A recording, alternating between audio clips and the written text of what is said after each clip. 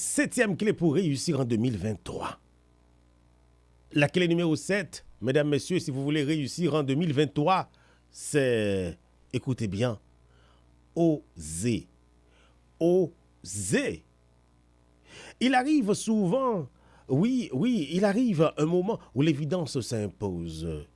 Comme si le vêtement que nous portions était trop petit. Jusque-là, nous avons composé et peut-être même enfoui nos rêves, nos aspirations les plus chères. C'est fréquent, nous serions en effet dotés d'une fabuleuse capacité à nous adapter, au risque même de passer à côté de nos vies, de passer à côté de nos objectifs. Et puis, boum, 2023 arrive. Une folle envie de changement pointe son nez. Maintenant, allons-nous sauter le pas? Ou du moins allons-nous rester comme ça, avec les bras croisés, à regarder le temps s'enfuir? Selon Alfred de Musset, voir c'est savoir, vouloir c'est pouvoir, et oser c'est avoir. Pour réussir la vie, il faut oser. Oser. Cela nous demande de faire un pas dans l'inconnu, de faire un pas dans l'incertain, de sortir de la fameuse zone de confort. À ce niveau, certains choix sonnent comme de véritables défis qui vont mettre à l'épreuve notre goût pour le risquer. Cela commence assez souvent par un nom, N-O-N. Et un nom à cette voisine qui critique tout le monde tout le temps. Un nom à celle qui nous invite à la calomnie. Un nom à un dossier à traiter dans un délai impossible à tenir. Écoutez bien. Ce nom est libérateur. Et ça précède assez souvent un vrai oui. Un oui à l'avenir. Oui à ses envies, oui à ses aspirations. Notez bien, oser, c'est déplaire. Je le répète, oser, c'est déplaire. Lorsque l'on fait un choix en amour ou un choix de carrière, il nous arrive de subir des critiques, des moqueries.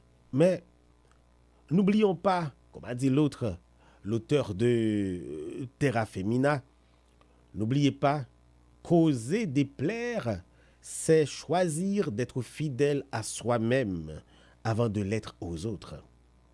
Il faut apprendre à nous aimer, à avoir des convictions assez fortes pour pouvoir les défendre et garder une certaine distance par rapport aux autres.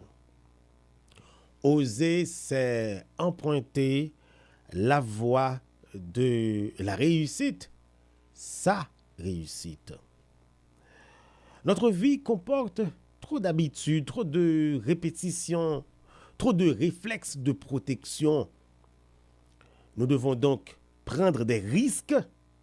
Écoutez bien, nous devons prendre des risques pour évoluer. Nous devons prendre des risques pour avancer vers la réussite. Oser, c'est emprunter la voie de la réussite.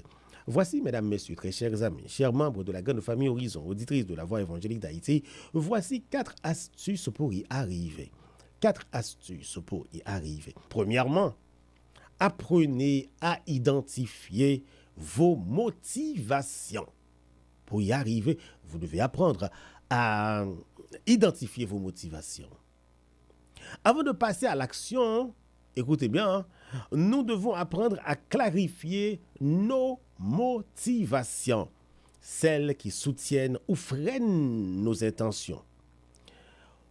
Pourquoi apprendre l'informatique? Pourquoi faire ceci, cela? Cultivez votre motivation intérieure. J'ai bien dit votre motivation intérieure, celle qui vous donnera des ailes pour dépasser la zone de turbulence. Deuxième astuce, apprenez à dépasser la notion d'échec. Apprenez à dépasser la notion d'échec. Il faut savoir que se planter fait partie du jeu. Forcément, si vous prenez un risque, ça peut ne pas marcher quand même. Et alors, pour nous aider à ancrer de nouveaux comportements et persévérer, nous devons donc comprendre cette vérité. C'est Pierre Potvin, cité par Catherine Maillard, auteur chez Doctissimo, qui nous suggère, et je cite, Pierre Potvin nous suggère de changer notre regard. Prendre le risque de se lancer, dit-il, c'est accepter les probables échecs de nos tentatives. Prendre le risque, je le répète, prendre le risque de se lancer, c'est accepter les probables échecs de nos tentatives. C'est une certitude. Nous rencontrerons des obstacles, tout comme ceux que nous avons éprouvés en parlant, c'est-à-dire des obstacles que nous avons éprouvés en parlant, en faisant du vélo, etc. Nous avons bégayé, chuté. Est-ce que ça vous a empêché de poursuivre? La réponse est non. Pour vos défis, c'est pareil. Oui, c'est pareil. Vous manquez d'air, d'espace, de joie, osez.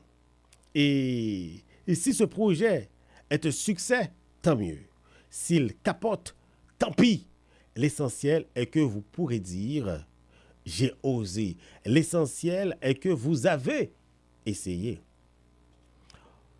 Astuce numéro 3, apprenez à tirer des leçons de vos échecs. Oui, il faut apprendre à identifier ses motivations, il faut apprendre à dépasser la notion d'échec. Il faut apprendre également à tirer des leçons de ces échecs. Apprenez à tirer des leçons de vos échecs. Les personnes sûres d'elles ne réussissent pas toujours tout ce qu'elles font. Mais ces personnes acceptent l'échec.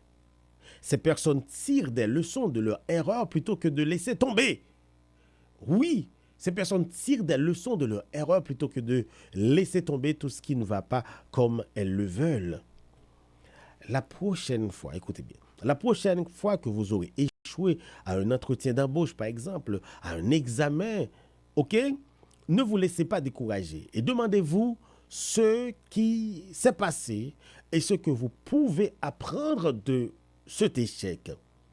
Il est important que vous gardiez la maîtrise de toutes les situations possibles afin de faire mieux la fois suivante.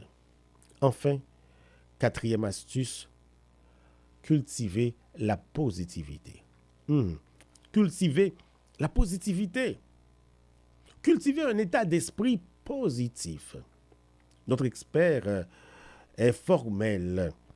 Mettre l'accent sur la joie, sur le plaisir à se lancer dans l'aventure est primordial. C'est l'état d'esprit qui va nous donner la persévérance, c'est-à-dire le courage de poursuivre.